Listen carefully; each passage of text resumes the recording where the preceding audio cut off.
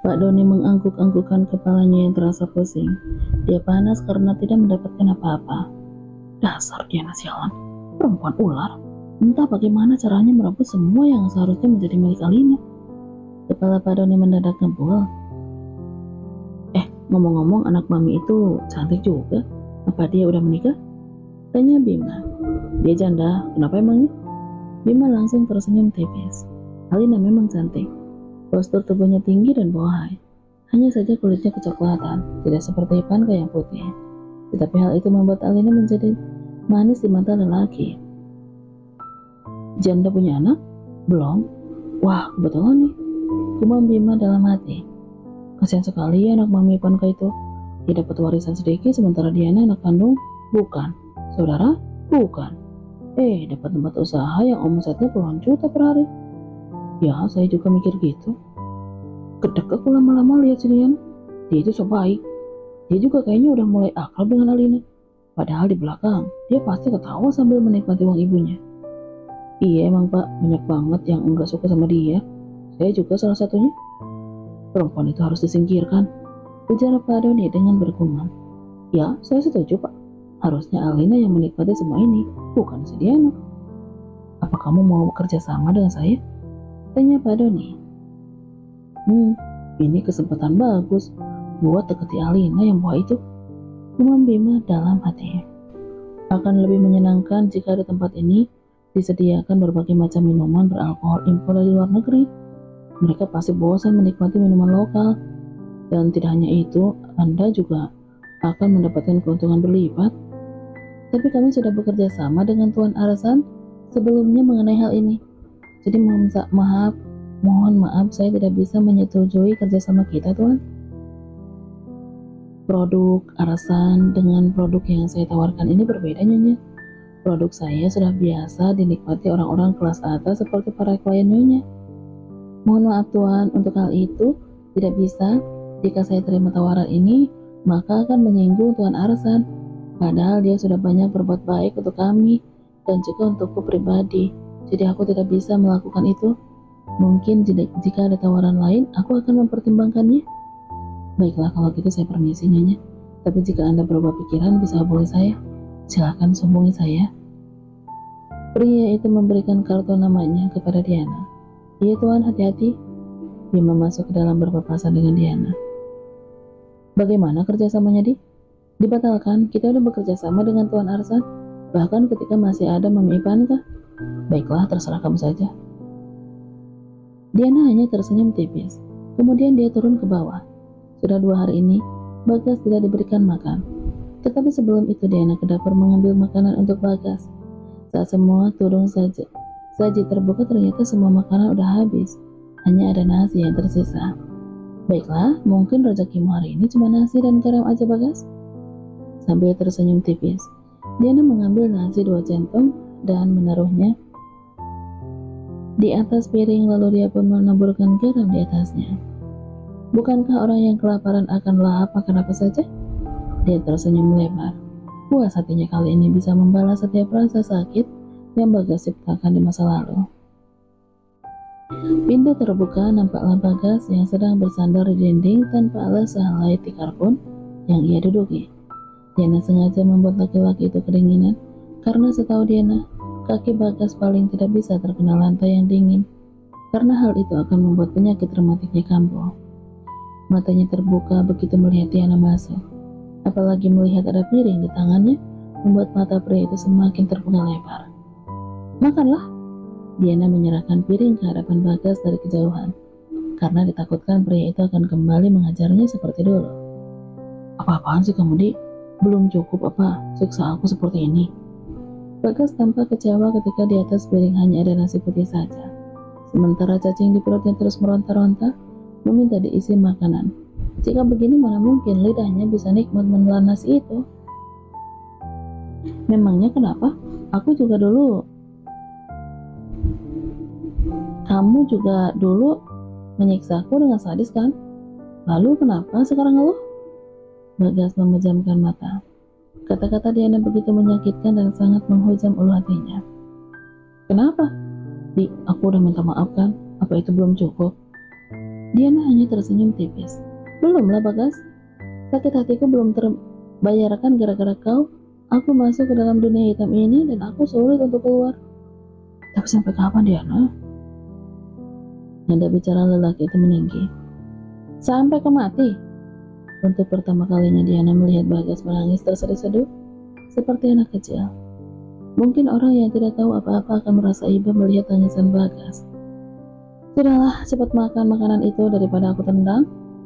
Tapi cuma nasi deh. Aku udah taburkan garam di atasnya.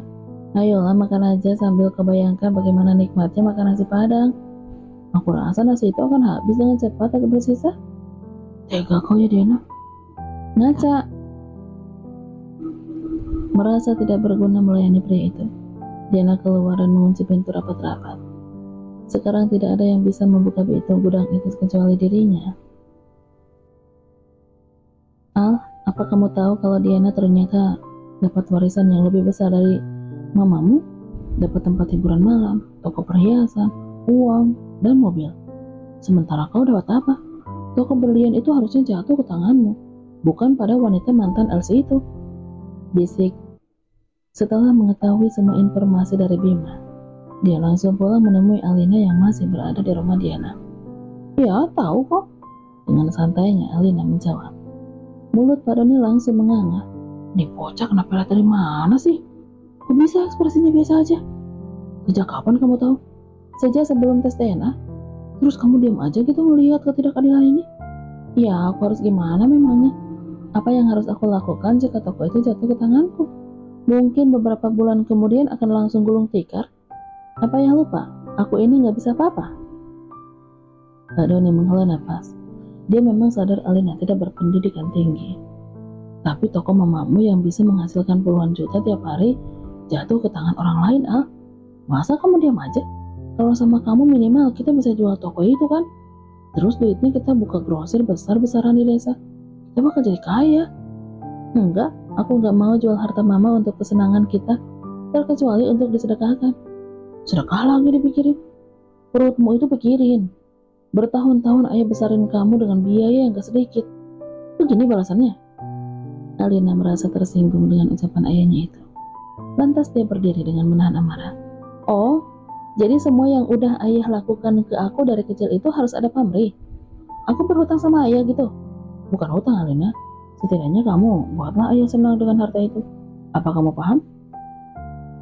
Ayah akan senang kalau harta yang mamaku punya jatuh ke tangan ayah semua kan? Begitu maunya kan? Pak Doni langsung lamas klemes. Tentu saja iya. Aku nyesel udah ninggalin Ivanka dulu. Kalau tahu dia akan jadi kaya raya, mungkin aku tidak akan pernah selingkuh dengan ibu tirimu saat ini. Cuma Mbak Doni dalam hati. Ayah harus ingat satu hal. Dulu aku pernah meminta kepada ayah dipertemukan sama mama. Tapi apa yang ayah lakukan? Malah sebaliknya, menjauhkan aku sama mama. Sampai sekarang aku belum pernah sekalipun bertemu dengannya. Itu sangat menyakitkan ya. Terus sekarang datang-datang ayah minta bagian warisan harta mama? Apa ayah gak mau? Pak Doni langsung menelan ludah. Dia langsung menundukkan wajah. Perkataan Alina memang benar. Tetapi bukannya sadar, Pak Doni malah memikirkan kata-kata apa yang tepat untuk membela dirinya. Harusnya dari dulu ayah itu bijak. Pertemukan aku sama mama. Ayah nggak tahu saja hampir setiap malam aku merindukannya. Dan sekarang semua sudah terlambat. Hanya kuburannya yang bisa aku lihat. Sakit hatiku ya. Alina langsung keluar rumah. Dia ingin menangis tanpa diketahui oleh siapapun. Kalau bisa, dia ingin pergi tanpa diikuti lagi oleh ayahnya yang sudah memberikan trauma sejak kecil. Rina, ibu tiri Alina memang kerap memperlakukannya dengan tidak baik sejak kecil. Bentakan, teriakan, dan perlakuan tidak adil lainnya selalu Alina dapatkan dari ibu tirinya itu sejak kecil. Alhasil, dia tumbuh menjadi gadis introvert, pemalu, dan tidak memiliki pendirian. Semua itu menyisakan luka dalam hatinya. Setiap malam dia selalu menangis ingin bertemu Ivanka, berharap ibu kandungnya itu dapat memberikan pelukan hangat dan kasih sayang. Tetapi nyatanya Pak Doni malah menjauhkannya sejauh mungkin. Ma, aku kangen. Dia menangis di samping rumah Diana sambil memeluk lututnya. 1 minggu kemudian Diana ditelepon oleh Faisal, yakni notaris Ivanka, menyuruh Alina datang ke kantornya. Tetapi Alina pergi diam-diam tanpa sepengetahuan Pak Doni. Alina merasa muak dengan ayahnya itu. Semua aset sekarang udah atas nama Mbak Alina, silahkan diperiksa berkas-berkasnya, ujar Pak Faisal. Wah, terima kasih ya Pak. Sama-sama Bu.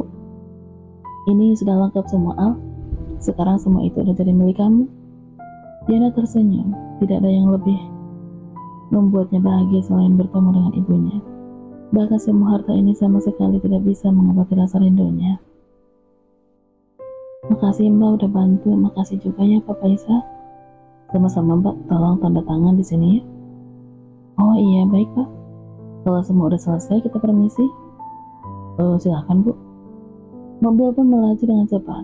Bukannya terlihat bahagia, tetapi Alina malah terlihat bersedih, menatap ke jendela mobil dengan sendu.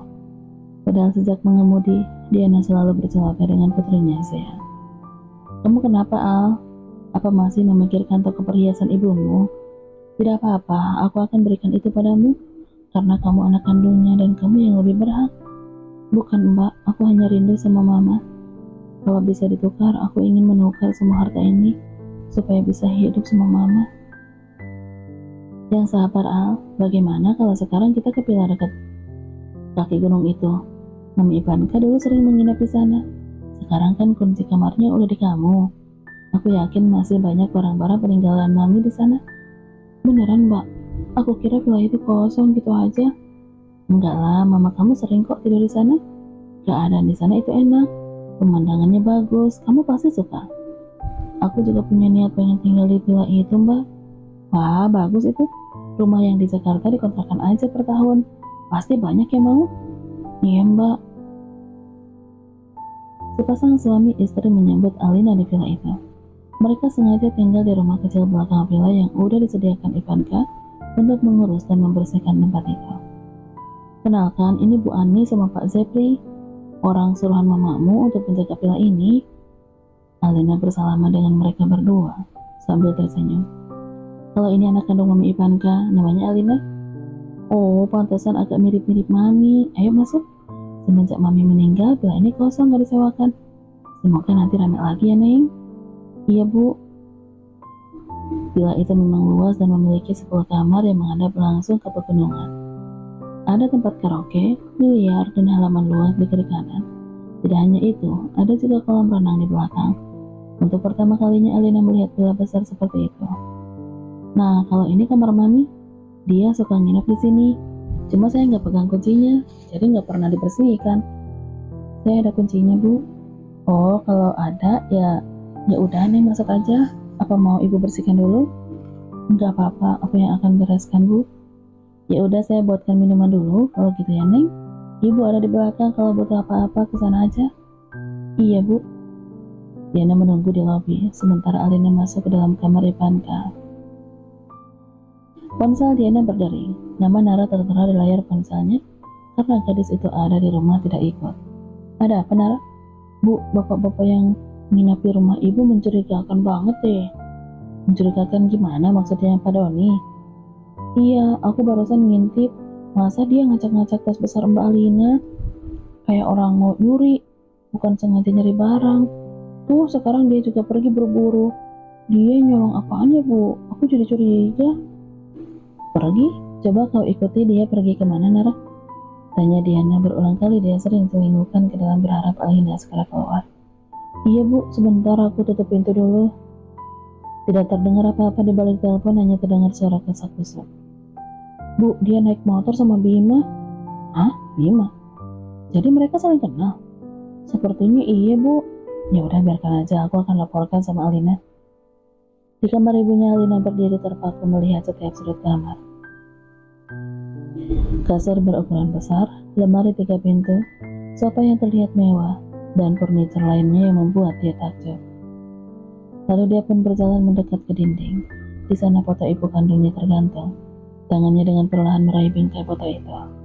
Membawanya duduk di kasur dan memandang foto itu sambil mengusapnya karena sedikit berdebu. Ma, andai Mama masih ada, aku pasti gak akan merasa sendirian di dunia ini. Matanya mulai mengembun, bahkan foto ibunya terlihat buram. Ma, ayah dan mama tiriku nggak pernah menyayangiku dengan tulus. Aku pengen banget ngerasain bagaimana disayang orang tua. Kenapa sih mama cepat banget pergi? Tidak tahan lagi perempuan itu pun meneteskan air matanya, memeluk bingkai foto itu seerat mungkin sambil memejamkan mata. Setelah itu dia membaringkan tubuhnya di kasur. Mendadak indera penciumannya menghirup aroma parfum. Apa ini wangi tubuh mama? Dia tersenyum, menikmati wangi yang masuk ke dalam hidungnya, sambil berhayal jika sang ibu mendekap dirinya.